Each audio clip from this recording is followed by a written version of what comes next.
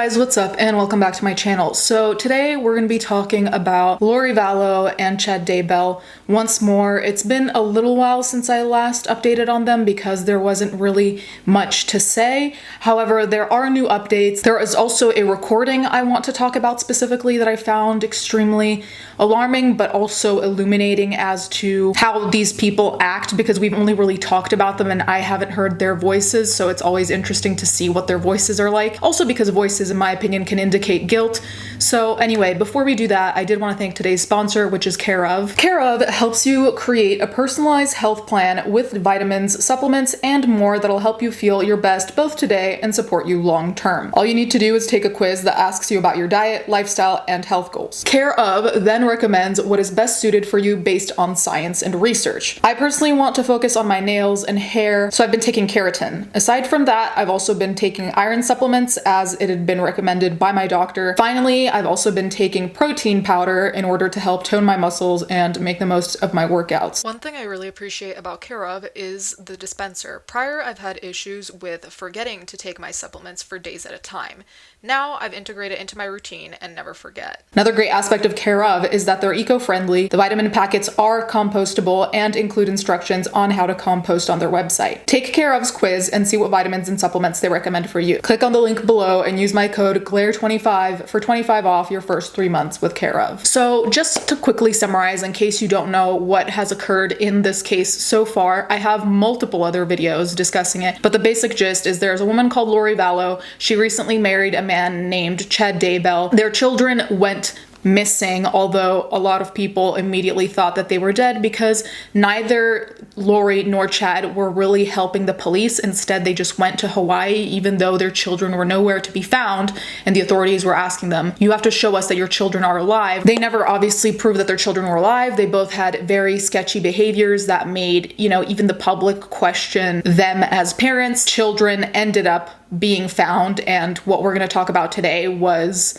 a call that occurred right before the children were found. Okay, so one thing we haven't yet discussed is the phone call between Vallow and Chad Daybell. Now, the sound is quite garbled, and this is the only full recording I found because a lot of news outlets are just playing a clip. I found a transcript of what they're saying, so I'll put that on screen, but just warning you ahead of time, the recording is what it is. I'm gonna put the whole recording and then we can talk about it after so I don't continuously pause and so you can hear the flow of how they're talking, because I do think that is very important. Keep track of the pauses and the inflections in the voice. And of course, this isn't my area of expertise. It's not like I'm a psychologist of sorts, but I'm gonna comment as just a person commenting on what it seems like to an average person. We call from and paid for an alien at the Madison County Jail. This crime is subject to recording and monitoring. If you don't wish to help, hang up now. Thank you for using silence. Hi, Dad. Hello. Are you okay? So they're searching the property. The house right now? Yeah. Yeah. Anonymous. So Mark means will be talking to you. Okay. Well, are they in the house? No, they're out in the property. Are they seizing stuff again? They're searching. There's a search warrant, and so we're going to just get in with the kids. Okay. Yeah, so you tried to set up a call. I'm glad you called. Yeah. So you'll see what transpires.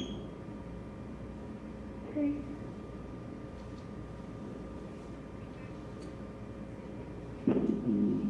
Yeah, don't. What do you want me to do? Pray. What? What do you want me Yeah, to do? pray. Well, yeah. Okay. What can I do for you?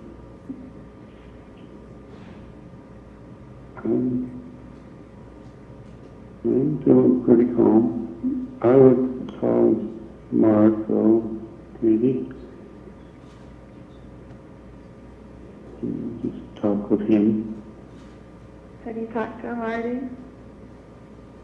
I did call him, yes. So he knows what they're doing? Yeah. Looks like I call from somebody else I need to talk to. I love you so much. Okay, I love you. Should I try to call you later? I don't know. I don't know. You can try, yeah. I'll answer if I can. Okay. I love you, and we'll talk soon. Okay, baby. I love you. Okay. Love you. Good night.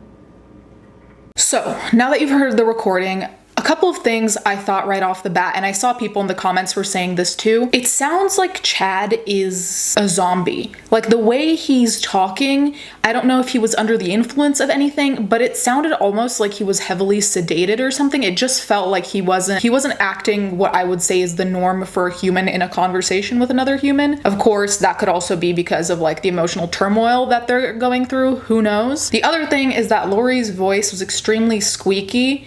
And it sounded almost like, the best way I could put it is like a teenager who got in trouble for coming home late and then tries to use a squeaky little voice to make her mom or dad or whoever feel bad and then not ground them. I don't know if anyone saw it that way. I don't know if it sounds ridiculous now that I'm saying it out loud, but it really seems like there's almost like a pleading in the voice. I don't know.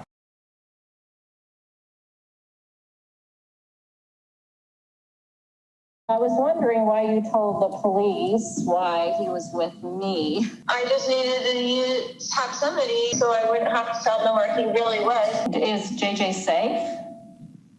He is safe and happy. In terms of actually what was said though, so while I was listening to this audio, I also kind of wanted to see what other people in the comment section were saying as to like the meaning of this phone call. Granted, this phone call may have no bigger meaning or bigger significance other than literally just what they're saying to each other. That being said, in my opinion, this came off as very much like, this is it. They're gonna find us out. We're done.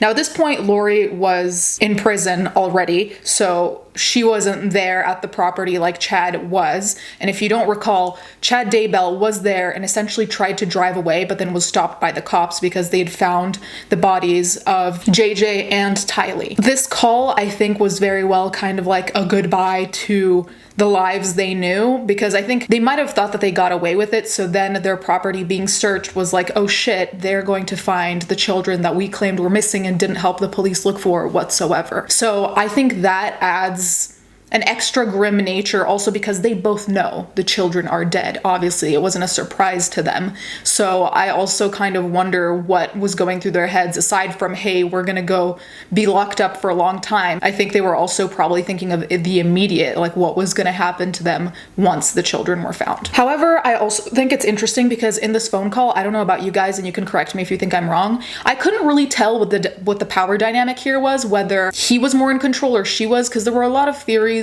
of people saying that they thought that she was very much in control because she'd also been married before, and like we've known, people around this couple die all the time. So some people are claiming that. Others claim that Chad had some esoteric beliefs, but then again, so did Lori. And Chad, if you guys want, he had a blog and his posts and like books, and I can review certain posts that, you know, may allude to particular types of behaviors or particular beliefs, like Lori thought she was essentially the second coming of Christ. You guys can let me know if you want me to go more in depth on that. Anyway, please let me know what you think in the comments down below. Do you think this call is just a regular phone call that we shouldn't make anything of, or do you think it has a deeper significance? Let me know. Thank you guys so much for watching. Thank you to my patrons as always, and let's get right into the fan art.